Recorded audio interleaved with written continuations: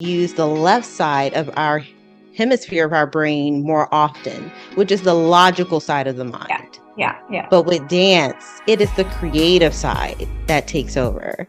So it's like, no, the mind is always in play. Like we have 60,000 thoughts a day. It's just that with dance, you're allowing that creative side to take over, the side that has unlimited possibilities, the side that doesn't agree with logic. According to logic, technically, you should not be able to defy gravity. But dancers do when they leap. Melting Pot, a global podcast series hosted by Payal, connects guests who have inspiring stories and reaches out to a multicultural audience over 52 countries. Guests are diverse, such as celebrities, entrepreneurs, travelers, and many more who've had a turning point in their lives and moved over to a holistic lifestyle. Follow us on YouTube, Spotify, Apple, Google Podcasts, social media. Hi, everyone. Today, I am in conversation with Tonya Davis. Tonya is an accomplished dancer. She's made an impact in both the dancing as well as the entertainment industries. As she says, her journey began at the age of 6 when she discovered her passion for dancing, which has been the driving force behind her success. And it's in this success that I think Tonya decided to develop her pursuit of happiness program, which is now called Mindset of Happiness. And the objective of this program is in helping women to pursue their passion with confidence while making money doing what they absolutely love. So thank you so much for joining me today, Tonya. Thank you for having me. I'm very honored. Okay, let's begin with, I know I did mention in the introduction that you started dancing at the age of 6, but what was the inspiration behind it? I wanted to do my own thing. I was looking, I grew up Christian, and this is actually how I started, was in liturgical dance. And I was watching everybody, at my church, and they're dancing in groups. And I'm like, I want to dance, but I want it to be my own. Like it was just like that. It was like, I have to choreograph it. I have to pick the song. And it was just like I wanted to express myself. When I look back at it, it was like I wanted to express myself. And that was the best way for me because I was shy, So like speaking, I did not want to do, I didn't want to do the singing, but I could relate to movement. And that's how it just got started. It's like I just want to express myself and how I feel. And it had to be my way, no one could tell me how to do that. What was that one single moment that, or there may have been multiple, that inspired you to transition from performing arts to coaching? That's one part of the question. And then why did you focus on empowering women? Ooh. So those are loaded questions right there. When it comes to the performing arts and the coaching, I will address that first. Okay. Performing arts is still there for me. I'm currently working on like my fall 2025 show, but I realized along my journey that I put the cart before the horse.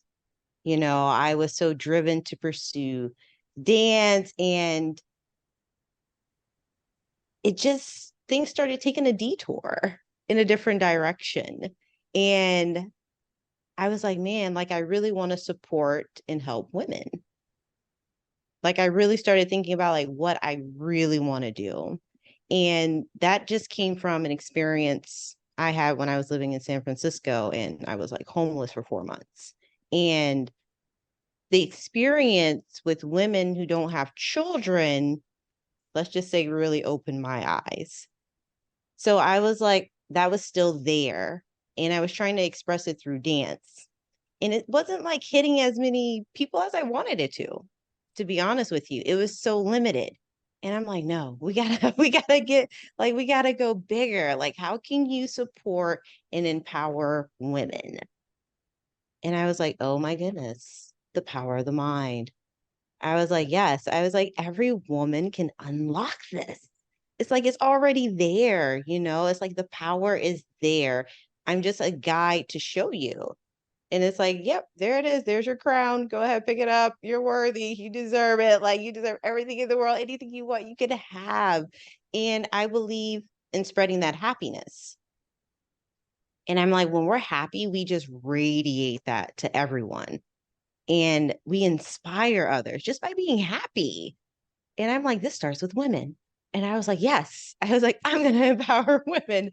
And, eventually with this coaching, I hope to be able to donate 5% of my profits to a women's shelter, so it's all like, it's a beautiful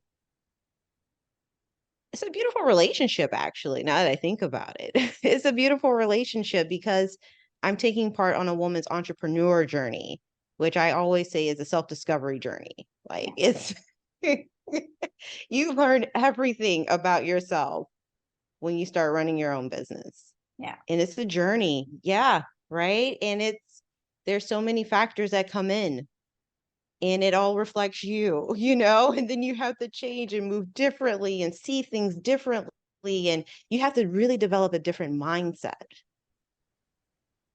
And I'm like, these are the women, the one who are like, I want to pursue this. Like, this is my passion. This is my goal. Like, and especially because, women, have a history where, they couldn't work and couldn't vote. And it's just all these limitations. So for a woman to step out and be like, you know what, I want to own my own paint studio. You can do it. You can do it. And I'm going to tell you how to make it an empire. So you're a boss on the beach, chilling, drinking your drink while your business is running. Like, and that's what I want to do. And it's exciting to hear them get excited. It's exciting. They're like, oh my goodness, it's like, it's wonderful. It really uplifts me. So that's really how I switched over. I started focusing on my highest purpose. And it's like everything else is like, you'll get there. It'll get there. It was like, but focus on this first. So you essentially wanted to, I just want to understand from you what is your process? How do you do it? How do you merge or blend performing arts with your coaching? Yes. So that actually has to deal with my journey on the performing arts realm because, it's interesting when people see that you put on this show, and they don't see all the work that went behind putting on that show, and it was because of that. I left Florida with one suitcase and moved to San Francisco, like trying to figure out what it is that I want to pursue without other people's perception affecting me. So it was a lot of undoing of programming along this journey of finding myself, to be honest with you. And it's through those experiences that I'm like, you know what? I remember this. Like, I remember, trying to put up my first show. I remember the way I was moving to do this and the lack mindset that I had. Like, there were just so many factors. And I'm like, you know what?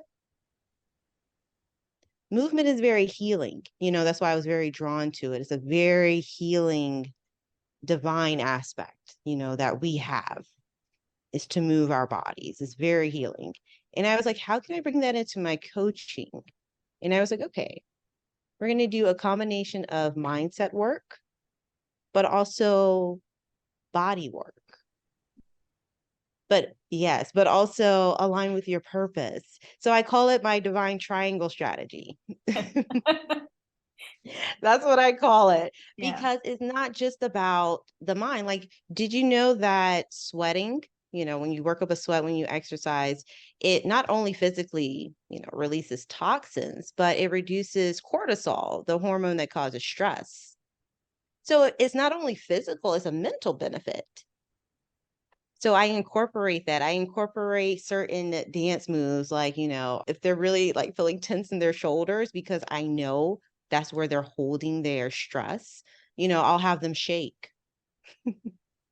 I'm gonna just start shaking. How you think mindset and confidence both play a role in the performing arts as well as women's personal and professional lives. Oh, wow.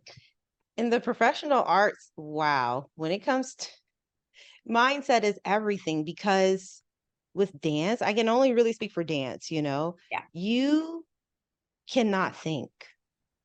It's like the whole logical minds part of you has to go away. The part that says, oh, plie before this, like what I mean by you can't think, you cannot overthink for a second. Because as soon as you overthink, the move is already off balance. Like it's that crazy when it comes to dance that you have to just literally go with the flow.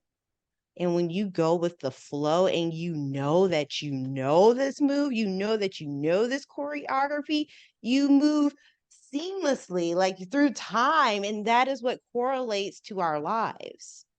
Can you describe what it is every single time rather than me putting it in words? Because you're the one who would have had all these different feelings.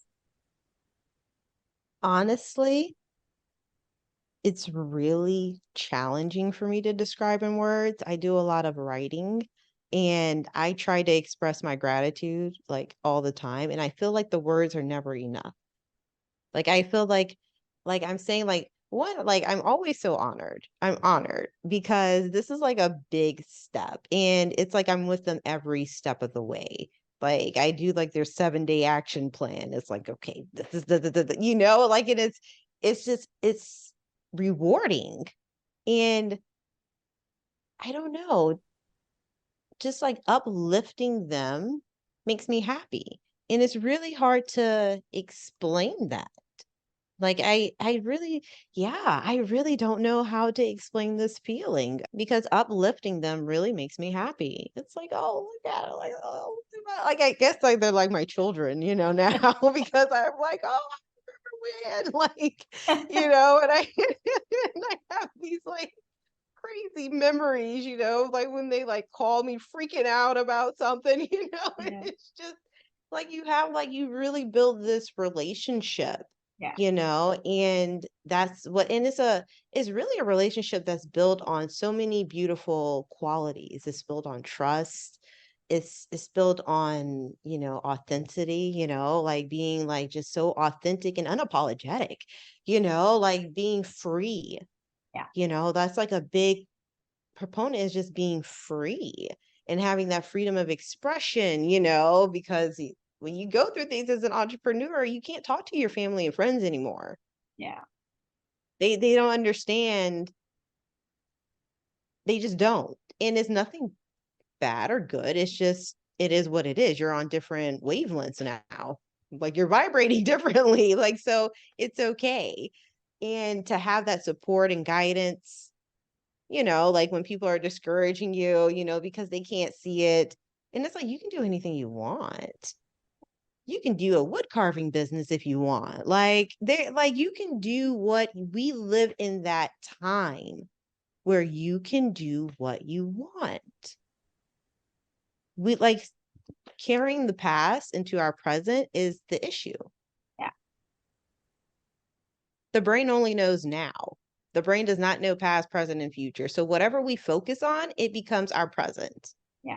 So let's move away a little bit because I can't end this conversation without without you talking a little bit about your personal performances. And you did mention at the start of the conversation that you haven't really moved away from your dancing and your stage presence. So, and you mentioned that there was something that you were getting ready for a show, which was going to be in 2025. So just a little bit about what this show is and where are you taking it? Where are you traveling with it? Just a little teaser of what to expect. Oh man, I'm so glad you said that. The show is Wow, it's a New York dancer story, is like I would like to call it. Okay. And it's about a dancer who is trying to put up her first show. And she ends up encountering all these different obstacles, or things that we consider obstacles, along her journey. And she ends up encountering a woman from a different part of the world who's also on a journey herself. And she is looking to actually produce a dance or a fashion show. She's looking to be into the art. She's trying to be a new producer. And they end up encountering each other. And the story really like focuses on how we need each other to get to where we're going. It's not a solo journey. It's never a solo journey. We needed someone to raise us to be here. So even from like the moment you're born, you need someone. And, we've really gotten away from that, trying to do everything on our own. And it's like, that's not how this works. That's not life.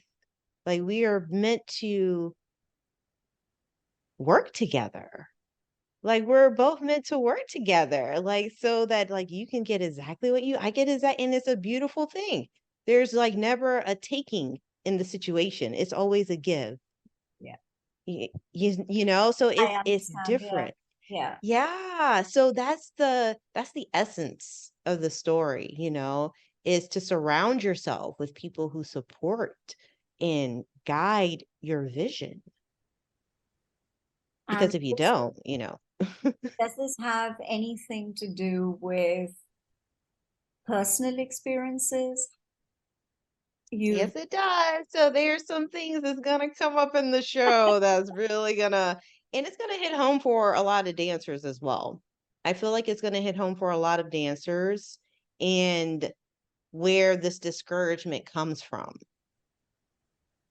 I think it's going to hit home for quite a few people, or even those who not specifically doing dance. It might hit home for them like, man, I remember when I was discouraged from doing this, and I always loved to do that. And, you hear so many times from adults, like, it's like, when was the last time you had fun? Like, when was the last time you just did something you wanted to do for fun? It's like crickets. It's like, oh man, people don't even remember the last time they were happy. It's like, oh no, we got to change that. We got to we got to be living in a different vibration here. We got to be happy. So it's really a story about me, and what I went through to finally just be able to get it up, And of course, it's not like, it doesn't have like all of the specific details, you know. I'm excited, and if I am in New York, I would definitely love to witness it. And it's just been so wonderful talking to you, Tonya. Thank you so much for this conversation. Before I Thank let you you. go, any advice with your experience that you may have, that you would like to share with young people who would like to be in the performing arts, but again, have constraints because of family or because of not having the means to be able to do it? What kind of advice would you have for them? It would really go back to developing this mindset to keep that passion with them. It's like, okay, maybe I can't afford to go to the studio, but I got a room right here where I can dance, and I can work on my technique, and you end up developing your own technique, which you can then copyright, which you can then franchise, which you can then build your empire. So whenever there looks like there might be some type of limitation, be willing to open your eyes to see it differently. Yeah. just like a little prayer, or a little intention or affirmation, like, I choose to see this situation through love. See what happens. Just let it go. Let it go out there in the ether and see what happens. But I always say, stay creative. In any way that you can, stay creative. With that, stay creative. I think everybody who's listening and watching, there's definitely a message in there. So it's important to have that part of your brain be functioning. And sometimes, the logic, you can just leave it behind and stay creative. And a lot can happen if you do that. So again, it's been wonderful talking to you. You have a great day. And I think what you're doing and how you're enabling women to find themselves is something which is very, very heartening to hear. And I think it's also important to believe in yourself. And the moment you do that, you've already crossed a certain limitation that you may have kind of put onto yourself. So, and you've really shown a lot of women a path which has made them do what they would like to do, made them independent, made them not think that they're incapable, given them a sense of confidence. I think all of that is just incredible. So I've really, really enjoyed talking to you. Thank you so much, Tonya.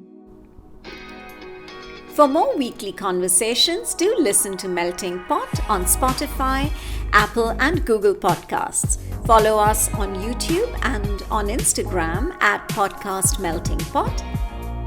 So until the next episode, this is Payal signing off.